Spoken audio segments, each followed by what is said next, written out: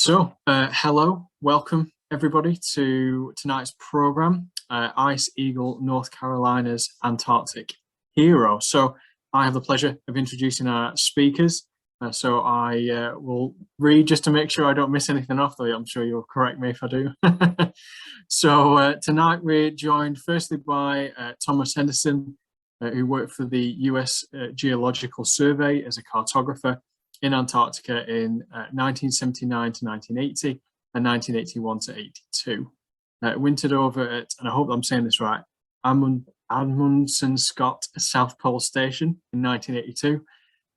He returned to Antarctica in 1997 to 98 as a marine technician aboard the research icebreaker Nathaniel B. Palmer, and is the producer and director of the film Ice Eagles, an account of American aviation in Antarctica, of which you'll see quite a few clips from tonight's program.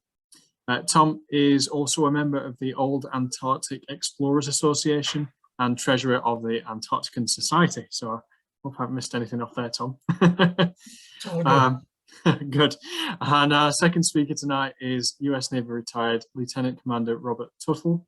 Rob was a polar aircraft commander flying ski-equipped LC-130s in Antarctica from 1983 to 1986.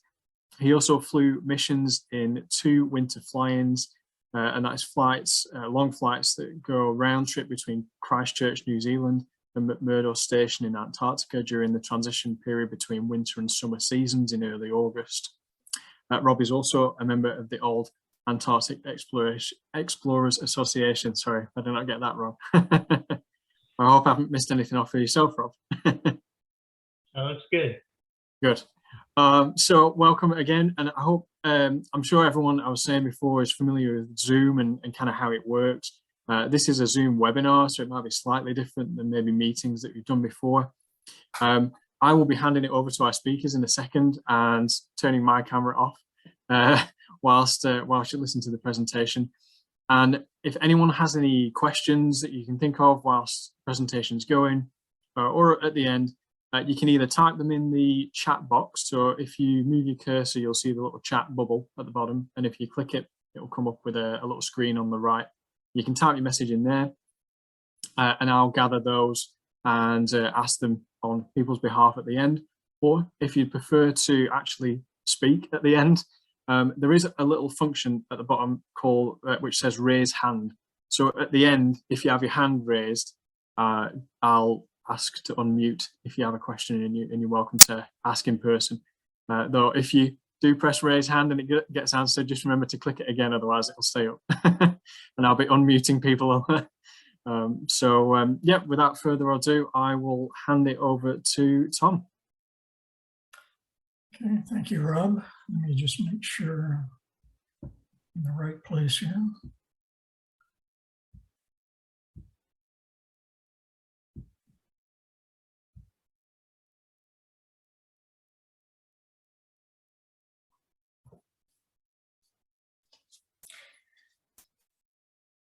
Okay, Rob.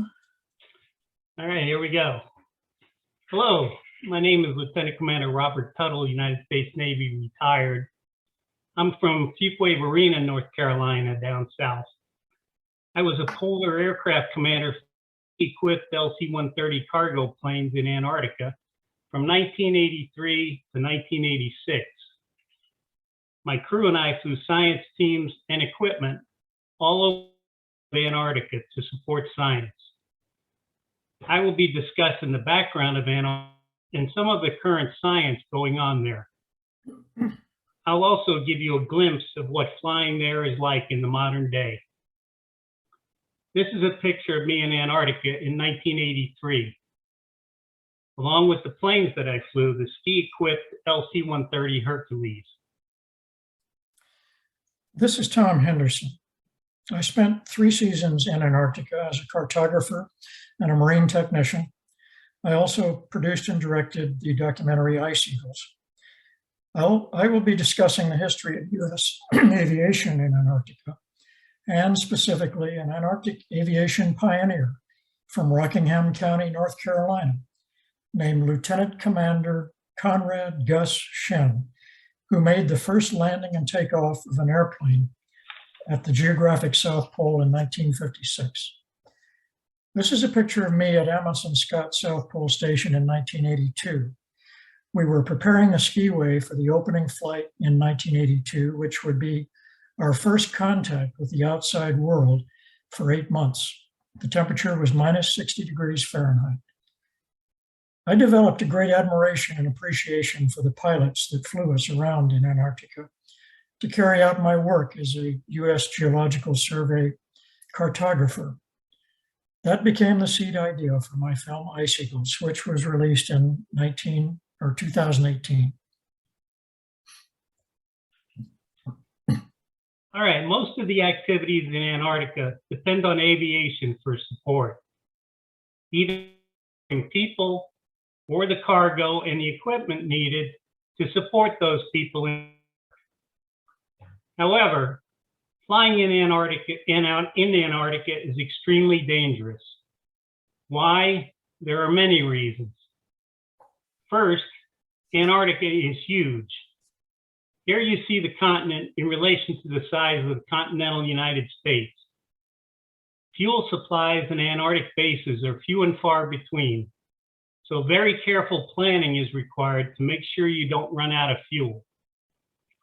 Second, Antarctica is the harshest environment on Earth, with temperatures colder than minus 100 degrees Fahrenheit and winds reaching over 200 miles per hour. The weather changes rapidly in Antarctica, often going from a clear day to a raging blizzard in a matter of minutes. Also, weather conditions can create a phenomenon known as a whiteout, where the sky, blowing snow, and the white surface blends together,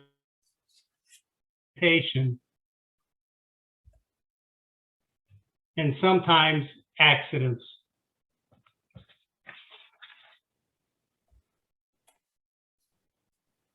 No nation or nations own Antarctica. Historically, 7 nations made territorial claims to parts of Antarctica as a result of early explorations. These claims were pie-shaped, converging at the South Pole.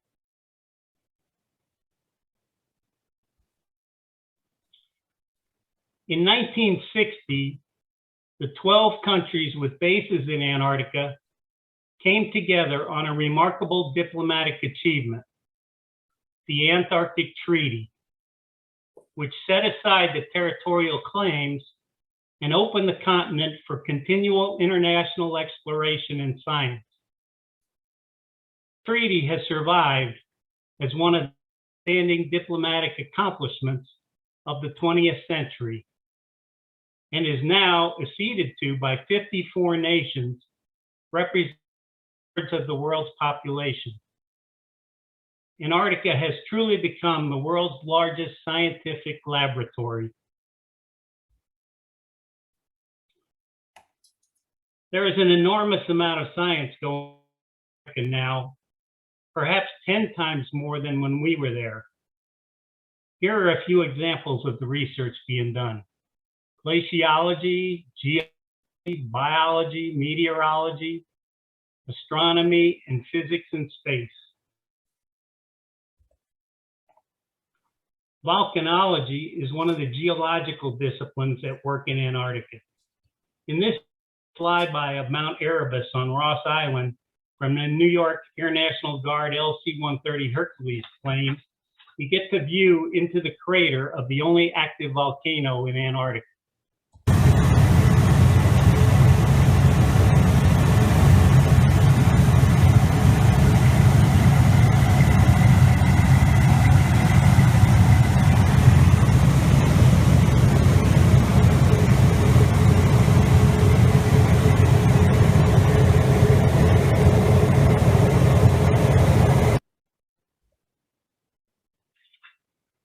The Tuttell and Adelie penguins have been studied for decades.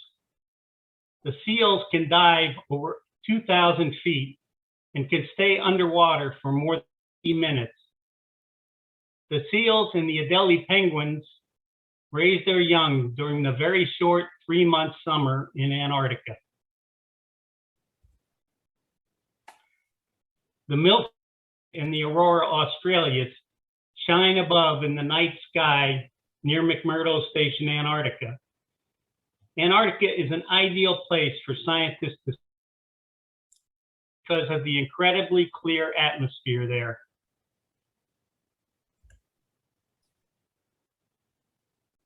Three-quarters of a mile from the South Pole lie some of the world's powerful telescopes. They are operated year-round, and they're engaged in one of the great scientific quests of our day. Scanning space and time from the early universe. The thin, dry air at the South Pole results in some of the best astronomical observing conditions of the during its 6 months of winter darkness. Aviation is essential to supporting science in Antarctica. The practical use of flight there began with Admiral Richard E. Byrd, who led the first American expedition to Antarctica in 1928-30.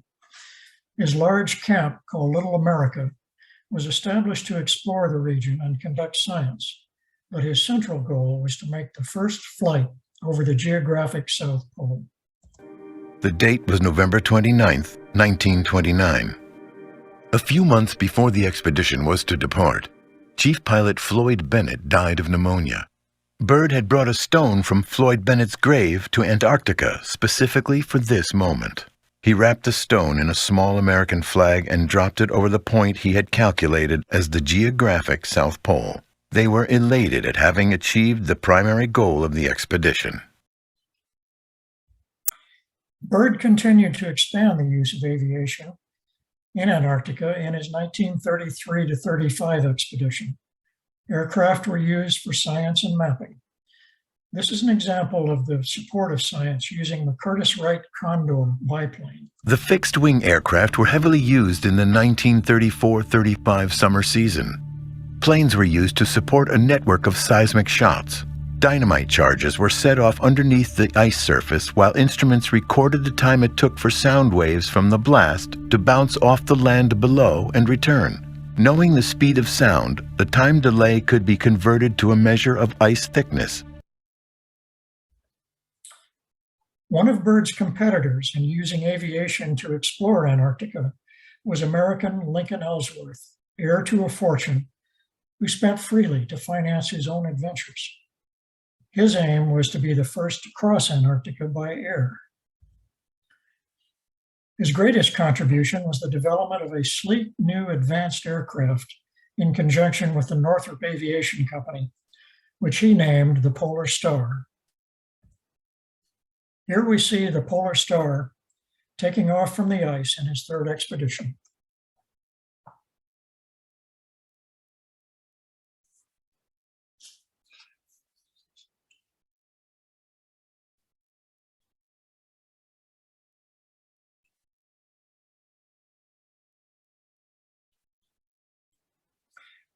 It took Ellsworth 3 expeditions to finally complete a long-distance flight in 1936 from the tip of the Antarctic Peninsula to the site of Byrd's Little America 2 base in the Ross Ice Shelf. Byrd's third expedition left for Antarctica on the eve of World War II. Aircraft played an even bigger role than in previous Byrd expeditions. Condor airplanes, including some equipped with pontoons for water takeoff and landing, photographed large areas near the Antarctic Peninsula. It was the last U.S. expedition until after the war. After the war, the U.S. military launched practice exercises to develop capability to fight in the polar regions. Admiral Byrd seized on this opportunity to further explore Antarctica during a huge exercise known as Operation High Jump. The Cold War had settled in deeply by 1946, which is the year we're talking about. And we, meaning our government, was very concerned that we might be vulnerable to a Soviet attack over the North Pole. And so in order to be ready for that, the Navy decided on military exercises in the Arctic Ocean between Greenland and Canada in the summer of 1946. It was called Operation Nanook. The summer is short in the polar regions, and someone got the idea that, well, maybe the better thing to do is to just continue this exercise, but take it to the South Polar region for the austral summer there. And that's what happened. It was a very hurry-up exercise in planning and preparation. One of the aviators selected for high jump was a Navy lieutenant commander from North Carolina named Conrad Gus Shinn. His experience in World War II flying C-54 transport planes, a military version of the DC-4, prepared him for a key role in using the two-engine version of this plane, the R-4D, on the Antarctic continent.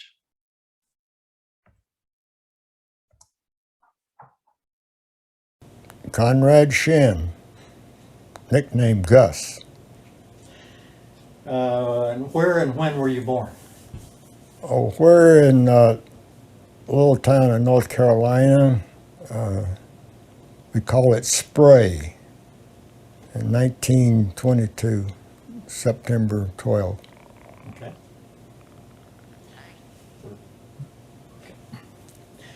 And did you grow up there in Spray? Yep, Okay.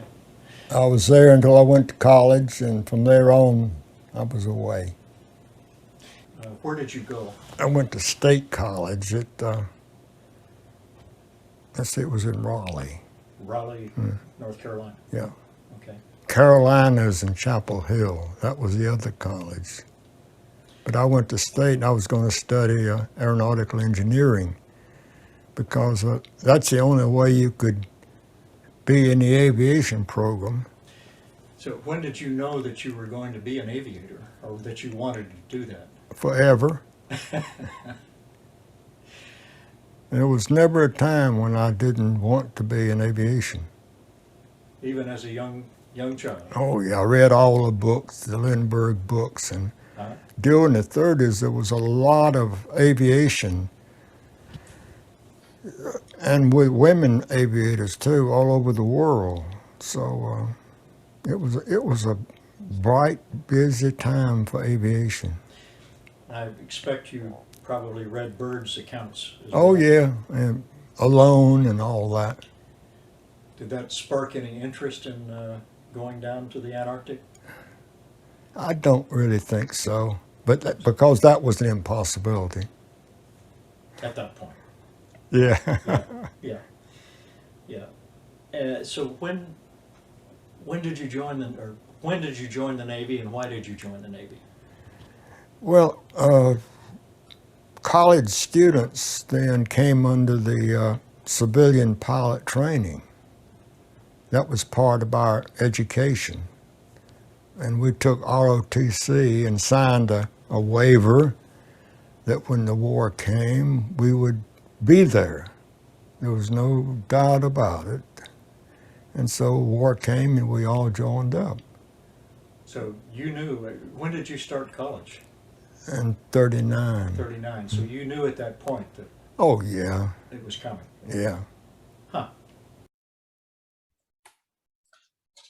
Gus learned a lot about flying in perilous situations during the war and about flying over unknown territory at night, where he had to rely on celestial navigation and his flight instruments to reach the destinations. With VR-11, we went everywhere that the Navy was and the Marines. And we went in right after the Marines and Seabees cleared up the area. So we were always involved in flying out wounded. Had a lot of experience with that. Oh, when we went into some of those places, you wonder why you aren't shot down. I mean, particularly in Okinawa, it was like a incredible special effects now. If you say a war, you know, everything's going all over. Of course, that's not the way it happens now. But I remember the first time I went into Okinawa, our approach was right by Suribachi, you know. And Suribachi, it was still being fought over. You could see the explosions over there. And we made an approach under the weather, and we could look out and see the panorama of weaponry. Battleships sitting out there firing these 14-inch weapons. You could see the glow of them. And fighters, American fighters, F-4Us, and you just wondered, it was so impressive, all the ships and everything going on. So we were going in mostly to pick up wounded. In Okinawa, we had this problem with kamikaze. And I don't know how many thousand Americans were burned, but it was in the thousands, and we flew 10,000 out in our squadron, and that was an experience. So we would take off maybe 6 aircraft or 12 aircraft. During the night, we'd do all our navigating at night because we didn't want them to see us, and we wanted to use navigation, celestial, what, you know, wow. But by the time the sun was coming up, we would be in the area to land, and we would land quickly and put 30 or 36 or 40 stretchers on real quickly, and we'd take off. No refueling.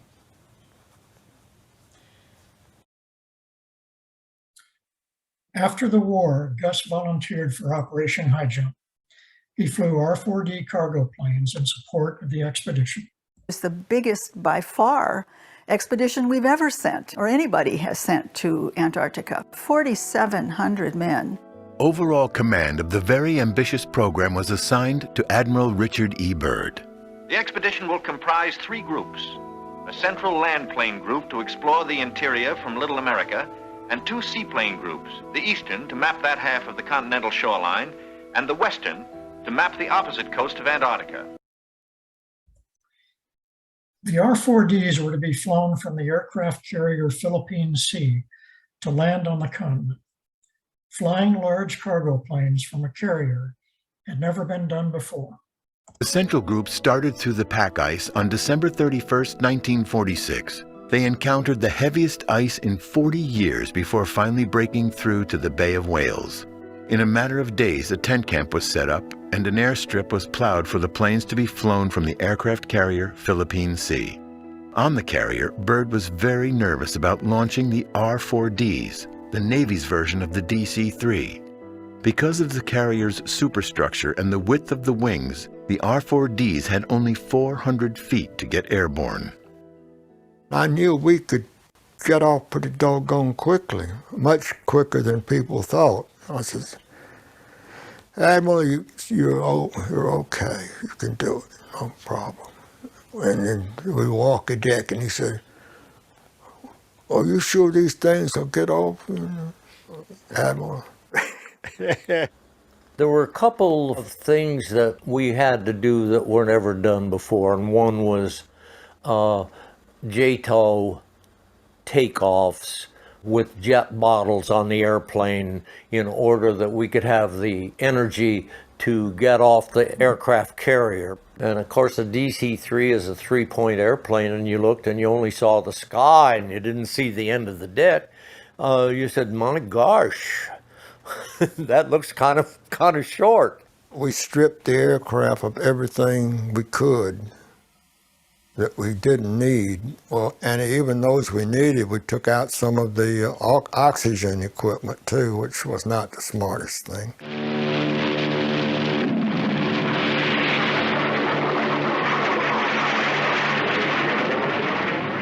The first two airplanes got in good weather, and they said, come on down. And then we took off, and we arrived about the time a blizzard came. We barely got in. The other aircraft had a more difficult time. We had good visibility in our aircraft, but then we had a blizzard for a couple of days right after we landed. In the short flying season that remained, the R-4Ds photographed an enormous range of territory. Now each plane carries 250 pounds of film to record some of nature's last great mysteries.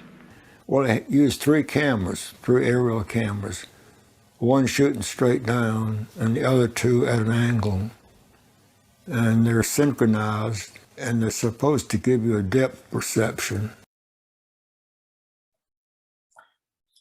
Gus's next adventure in Antarctica came in 1955 when he learned about Operation Deep Freeze, the U.S. Navy operation in support of the International Geophysical Year. The IGY was the International Geophysical Year. It was an 18-month period, actually, from July 1st, 1957, through the end, December 31st of 1958. During that time, the scientists of 66 countries went out to try to understand the physical Earth. The first phase of Operation Deep Freeze in support of the IGY began in late 1955. Little America 5 was built on the Ross Ice Shelf near the site of the original Little America station. A second station was established on Ross Island near the site of Robert Falcon Scott's 1901-04 Discovery Expedition Hut. It was designated the Naval Air Facility McMurdo. Lieutenant Commander Conrad Gus Shinn had been an R-4D pilot in World War II and in Operation High Jump, where he flew alongside Captain Trigger Hawks. Deep freeze opened up. So I grabbed an airplane and went down to Washington and went in to see Captain Hawks. Hey, here I am. So I think Ed Ward in his memoirs said that I was the first guy chosen because Hawks knew me. Admiral Dufek decided that the large planes should fly directly from New Zealand to McMurdo, 2,300 miles over the coldest and stormiest seas in the world, the Southern Ocean. With only enough fuel for a one-way trip, there would be a point of safe return. Beyond this point, they would have to land in Antarctica, regardless of the weather conditions. Dufek's R-5D landed at McMurdo just before the weather began to deteriorate. The rest of the planes were on their way, all beyond the point of safe return. Young Lieutenant David Carey was piloting a P-2V named Boopsy. He had never made a landing in Antarctica. Carey became disoriented on approach and caught his wingtip in the snow. The plane cartwheeled and disintegrated. Carey and two crewmen were killed instantly. Marine Captain Ray Hudman died from his injuries several hours later. The last two R-4Ds were flown by Lieutenant Commander Gus Shinn and Lieutenant Commander Roy Curtis. Shinn's co-pilot was Squadron Commander Captain Douglas Cordner.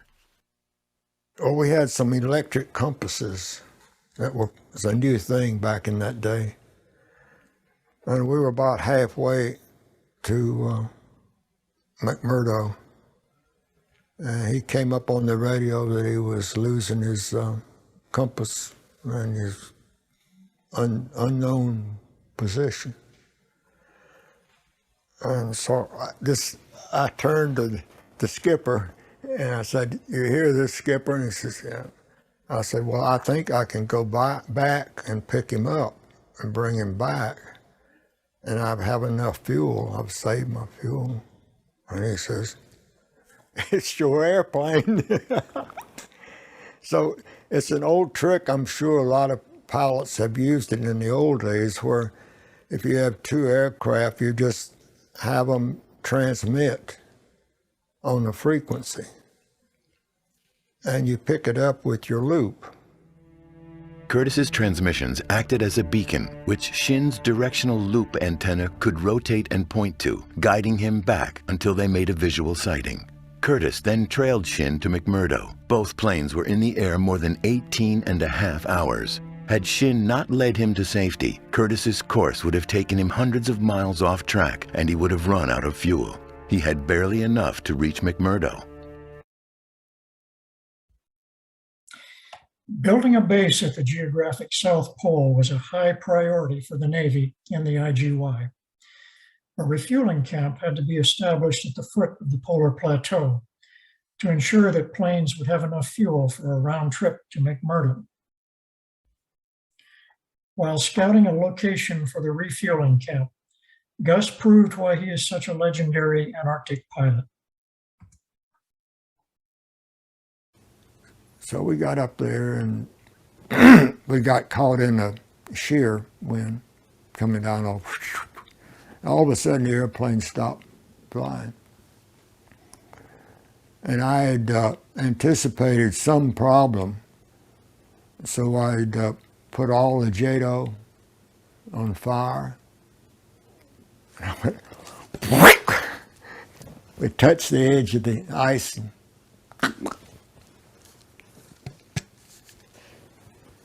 there we are. That fascinates me that you could anticipate that. Well, I knew the winds were shifty. I knew the winds could come off the plateau at, 40, 50, 70 miles an hour. And you can't see it because it's all hard, that surface. If it were soft, it would be blowing up. You could anticipate it. So I had my power on, my JADO lined up. So the JADO effectively gave you the boost, and It's otherwise, just, if you didn't have the JADO, oh no, the cartwheel in. it actually bent the tip of your wing, didn't it? Yeah, it touched. That's It was full opposite rudder, full of JADO.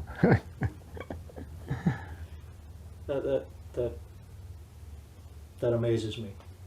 I think it points out why you're so well respected as a pilot. We'll ride with him to the pole. I suspect that most other pilots would have crashed that. Well, I was just lucky.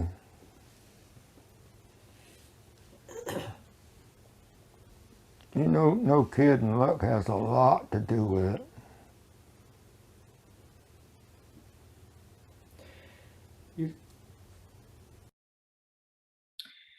No one had ever landed an airplane at the geographic South Pole, which is over 9,300 feet in altitude, with temperatures sometimes reaching minus 60 degrees that time of year, and with unknown snow surface conditions. The risk was great, but the attempt to land had to be made as a first historic step towards building the first South Pole station. When the weather cleared, Air Force General Chester McCarty flew the first Globemaster over the geographic South Pole. But landing and taking off at 10,000 feet in minus 50-degree temperatures had never been done. Dufek was anxious to occupy the geographic South Pole, and for good reason.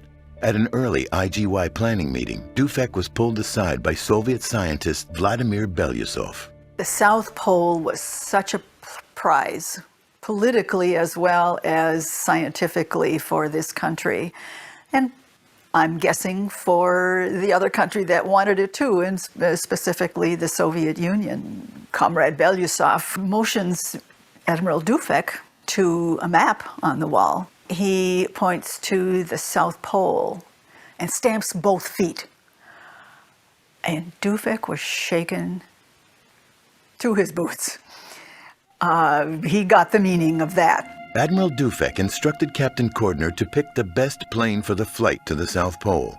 Cordner chose the K-Sarah, commanded by Lieutenant Harvey Speed, a very capable and respected squadron pilot. However, Dufek wanted Trigger Hawks to pilot the flight, but Hawks had another recommendation.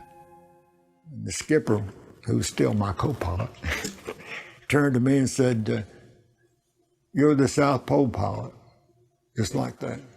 It's a good day, good clear day.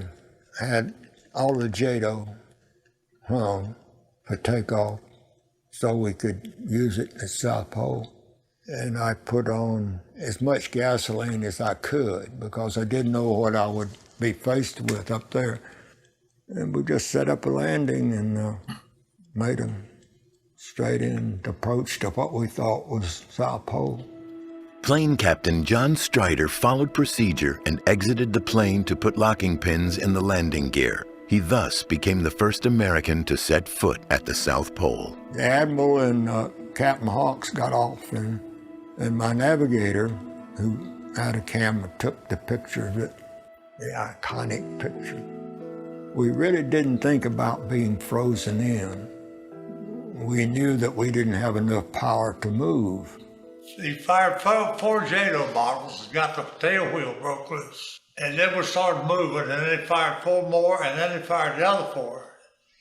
And we got airborne at about, he said 60 knots, I said it was 58 knots. And we finally got that damn thing shuddered like this. Off we went to McMurdo. Big deal.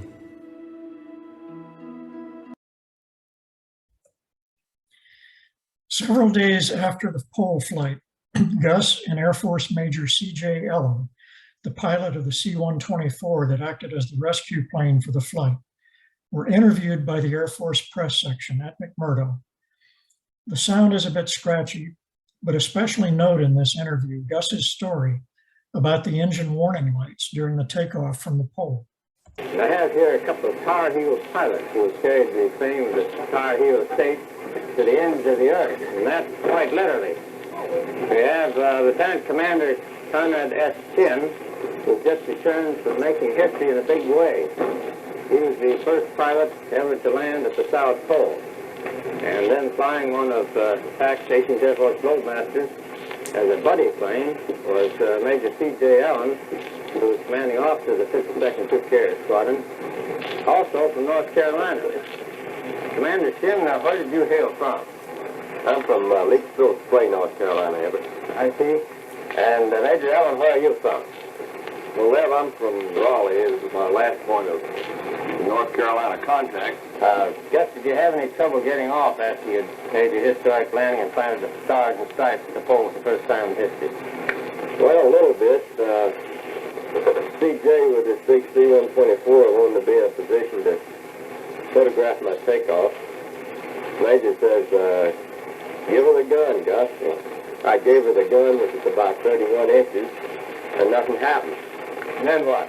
Well, we had 15 JADO bottles all lined up on the firing line.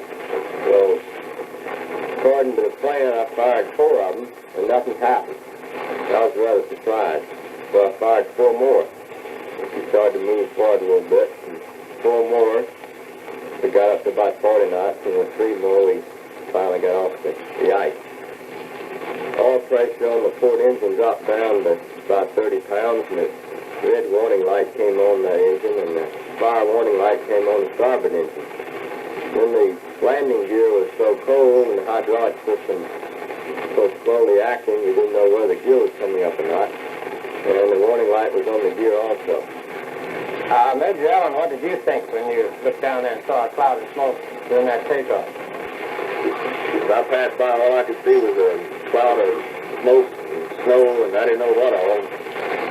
It was impossible to see Gus. So I started calling him and said, "Hey, Gus, you there?" And he wouldn't talk to me. Why not, Gus? I was too busy. Well, it seemed like about 10 minutes later, which actually I imagine about 3 or 4, he came staggering out of the contrails, and I saw that he was all right. That's an interesting point. Another interesting point is all those red lights warning of danger on your instrument panel. I was interested in how your engineers took care of that little problem. Well, rather than to disturb the captain sitting on the right-hand side, I told Strider beforehand if a red light came on or if the pressure dropped that we couldn't otherwise control, there's no use borrowing the captain and the admiral just to pull out the circuit breaker. We'd all be aware of no danger. Well, that turned out the lights but didn't fix the trouble, is that right? Well, with this old R4D, you have to expect some instrument error, and I just as well believe that the instrument was an error, and the fact that the engine was not getting the proper pressure. But at any rate, there was nothing we could do, and so he pulled out the circuit breaker. Do you have anything to add to that?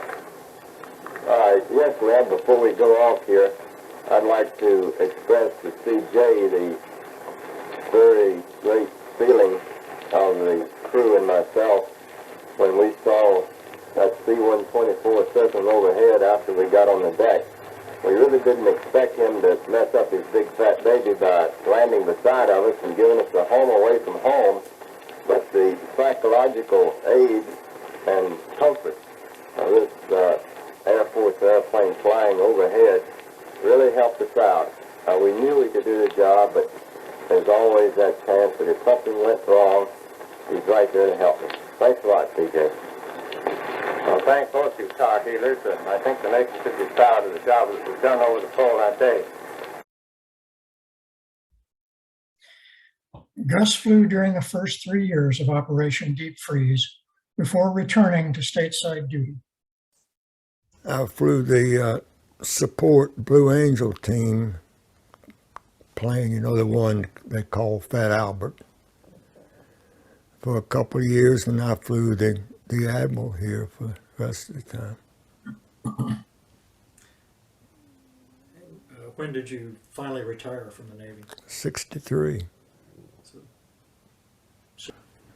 In this group now, you've seen it all. You've seen the guys that have been down and grubbed and changed engines, and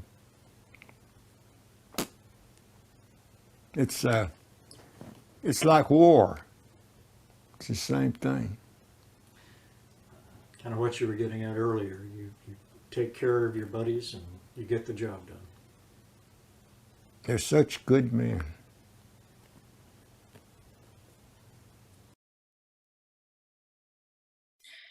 Lieutenant Commander Conrad Gus Shinn, North Carolina's Antarctic hero, shown here at the National Naval Aviation Museum in Pensacola, Florida, with the Que Sera Sera. Sunday will mark the 65th anniversary of his historic flight to the pole. Gus celebrated his 99th birthday on September 12th and is still as sharp as ever.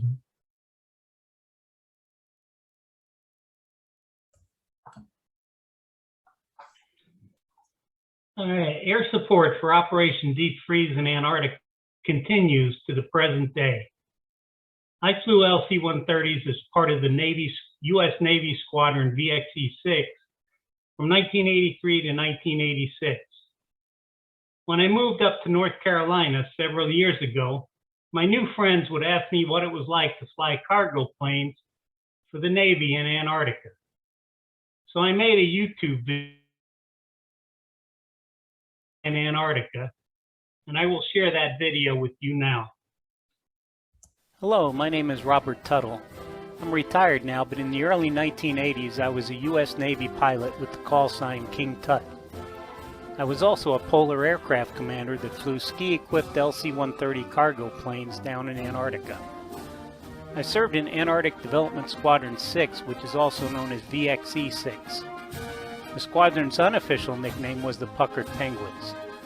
I hope you will enjoy learning a little bit about flying on the vast continent of Antarctica that we all called the ice. The VXE-6 flew two types of aircraft on the ice. The large 4-engine LC-130 Hercules aircraft that I flew was equipped with both wheels and skis. This picture shows a ski Herc taken off from the South Pole. We also had UH-1N Huey helicopters in the squadron that operated near our base at McMurdo Station. All the pilots in VXE-6 wore emblematic sunglasses when we were flying because the bright sunlight reflecting off the snow made it hard to see the landing surface. VXE-6 air operations were a critical part of the Operation Deep Freeze. Our missions were flown to resupply U.S. Antarctic bases and also support science expeditions that were conducted in numerous remote areas on the ice. This video shows a ski takeoff and landing from an established skiway, as well as a cargo pallet offload. Taking off and landing on the skis was a unique experience for me and was very challenging due to the rapidly changing snow conditions, especially at the remote science camps.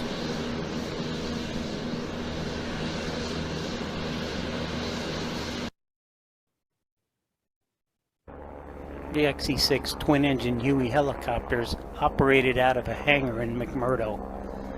They had much shorter range than the LC-130s, but were able to deliver scientists and cargo in many important areas, including the dry valleys. McMurdo Station was the largest U.S. base on the ice and was located near the Ross Ice Shelf and also near an active volcano named Mount Erebus. Every winter, the ice would freeze around McMurdo and cut off access to the base.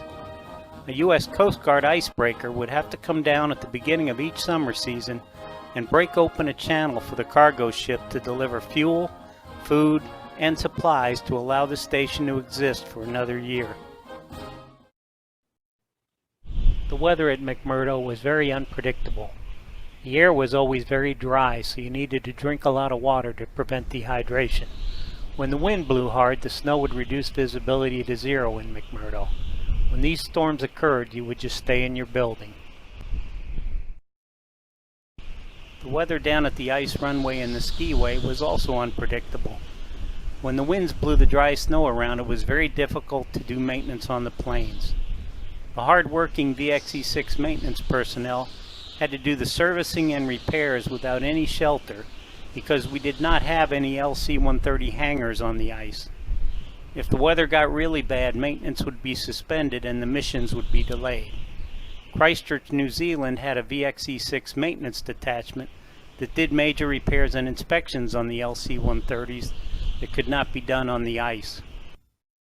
In August each year, several LC-130s flew very long round-trip missions from Christchurch, New Zealand to McMurdo Station and then back to Christchurch. These missions were called wind-fly flights, and the engines would never be shut down after we landed on the Williams Field Skiway.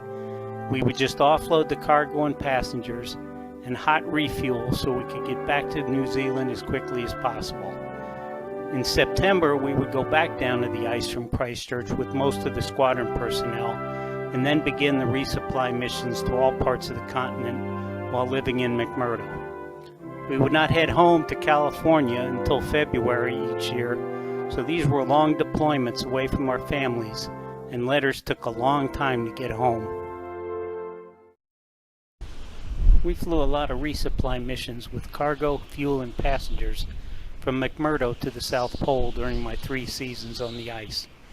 We also flew a lot of aviation fuel into Byrd Station, which was basically a refueling station for us later in the summer season. The continent covers an area that is larger than the entire area of the continental United States.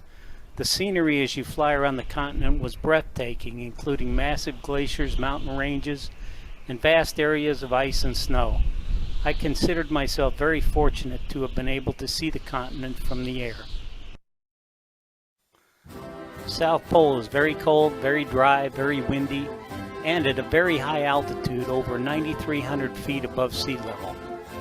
VX-6 and VXE-6 flew many resupply missions to the South Pole during the 44 years the squadron operated on the ice. In addition, history was made twice. Admiral Byrd's crew did the first flyover of the South Pole in 1929, and VX-6 pilot Gus Shinn made the first landing at the South Pole in 1956. Just about everyone that goes to Antarctica and gets the opportunity to go to the South Pole has to have their picture taken to prove that they were there. This is a picture of me walking through the dry snow at the ceremonial South Pole and standing on Observation Hill overlooking the Ross Ice Shelf and skiway. In 2012, I was notified that a cape near McMurdo had been named after me called Tuttell Point. So that is even better proof than I was there than the pictures. Lockheed LC-130 Ski Hercules was a very reliable airplane to fly. However, flying in Antarctica, taking off and landing on snow and ice covered surfaces was hard on the LC-130s, and sometimes things would break. The nose ski in particular took a lot of beatings, and sometimes it would malfunction, as in this video. Remote science camp missions were always the most challenging missions we flew, because you were landing in places no one had ever been before, and you were landing a very large, very heavy airplane on unknown snow conditions. We had many techniques to minimize the risks, such as surveillance missions to the area and a ski drag technique to test the snow before we landed. However, sometimes things would go terribly wrong. There were many accidents over the years due to weather, hidden crevasse fields, and loss of situational awareness due to the visual perception problems with landing in white landing areas and snow-covered terrain. The exploration of Antarctica has yielded many scientific discoveries, but as in any exploration effort, it has had a high cost on aircraft, but more importantly on the people, including the loss of members of VXC-6.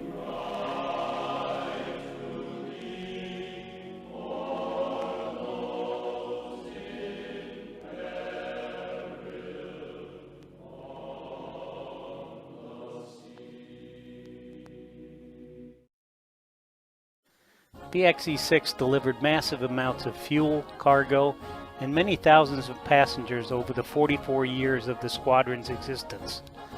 The Puckered Penguins, later renamed the Ice Pirates, had a very long history of success on the ice. However, in 1999, the Antarctic resupply mission was transferred to the Air National Guard out of New York. They had flown LC-130s for years on the snow-covered areas of Greenland. I wish them the best and hope they stay safe as they continue the Operation Deep Freeze mission. This presentation is dedicated to my squadron mates in VX6 and VXE6 and all the brave men and women who have worked on the ice over the last century, from the United States and also from many other countries. The ending clip from Ice Eagles provides a good summary for this presentation. We were the pioneers, beginning with Byrd, and Antarctica has become a very important laboratory, scientific laboratory to the entire world. We just went. And you know, that's great. When you go out without rules, and if you're well trained up to that point, then you can learn quickly. I hope we don't muck it up down there. Yeah, it is it's a laboratory, but it's just an incredible place.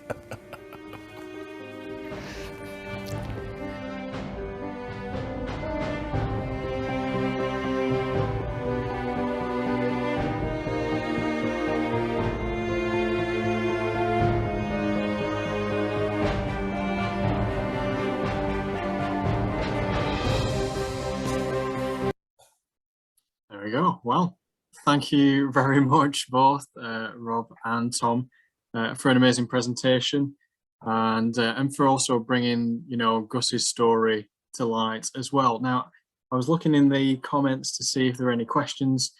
I did put my email in there just in case anyone does want to email a question, and I can certainly send it on to you guys if, no doubt, if it's anything technical, I'll be sending it on to yourselves.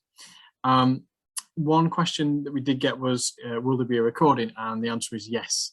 So we have been recording this program, and that will be available on the MARC's Facebook page, our YouTube channel, and on our website as well. And that will be available with the live transcript that you've probably been seeing at the bottom. And so that's for anyone with hard of hearing as well, so they can view that full transcript along with the video. And don't forget to like our Facebook page as well. More of our programs are virtual nowadays, so it really does help us out. But if anyone's got any other questions, feel free to, oh, I see someone's raised the hand. Let me allow you to talk, Mary, if that's okay.